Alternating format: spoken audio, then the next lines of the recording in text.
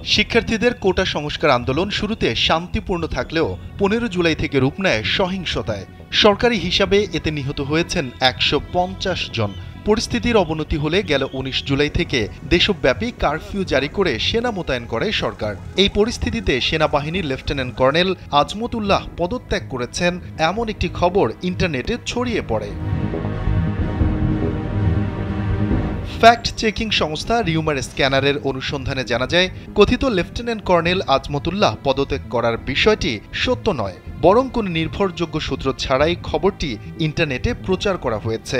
এরপর বিভিন্ন সংবাদ মাধ্যমের ভুয়া সূত্র উল্লেখ করে এটি ছড়িয়ে দেয়া হয়।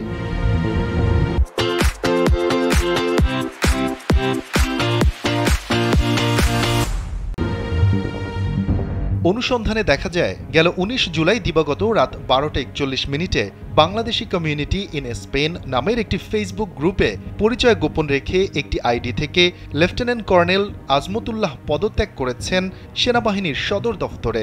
সেনাবাহিনীতে চরম অস্থিরতা, নির্বাহী ক্ষমতা ছাড়া সেনাবাহিনী মাঠে নামছে না শীর্ষক একটি পোস্ট করা হয়, যেখানে কোনো তথ্য সূত্রই উল্লেখ করা হয়নি।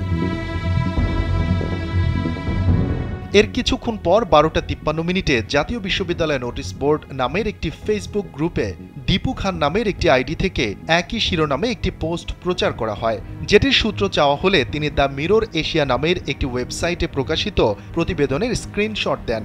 কিওয়ার্ড সার্চের মাধ্যমে ওয়েবসাইটটিতে ১৯ জুলাই সন্ধ্যা ৭টা ৬ প্রকাশিত নির্বাহী ক্ষমতা ছাড়া সেনাবাহিনী নামতে রাজি হচ্ছে না শীর্ষক প্রতিবেদনটি খুঁজে পায় রিউমার স্ক্যানার টিম। প্রতিবেদনটিতে কথিত এক সূত্রের বরাতে কোটা সংস্কার আন্দোলনের জেরে কারফিউ জারি প্রসঙ্গে বিভিন্ন দাবি করা হয়, তবে কোথাও আজমতুল্লাহ নামের কোনো লেফটেন্যান্ট কর্নেলের পদত্যাগের বিষয়ে কিছু উল্লেখ করা হয়নি।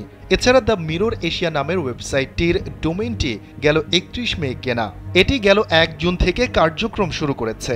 এই ওয়েবসাইটের বিশ্বাসযোগ্যতা স্বতন্ত্রভাবে যাচাই করতে সক্ষম হয়নি rumour scanner team.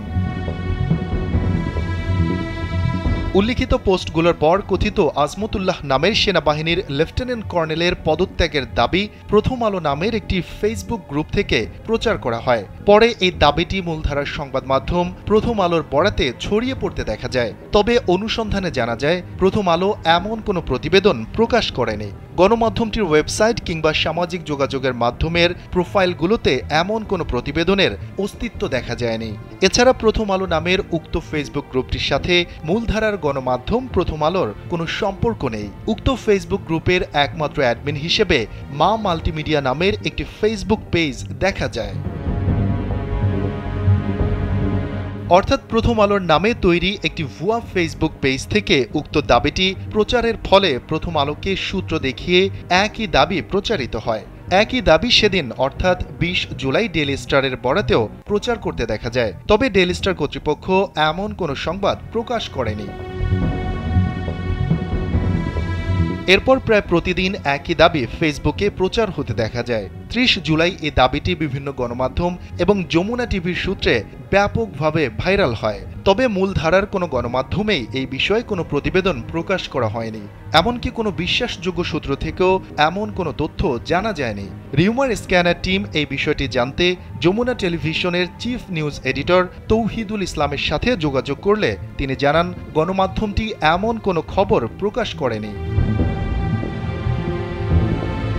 Rumour scanner team lieutenant colonel Azmatullah নামের কোনো ব্যক্তির সন্ধান খুঁজে পায়নি।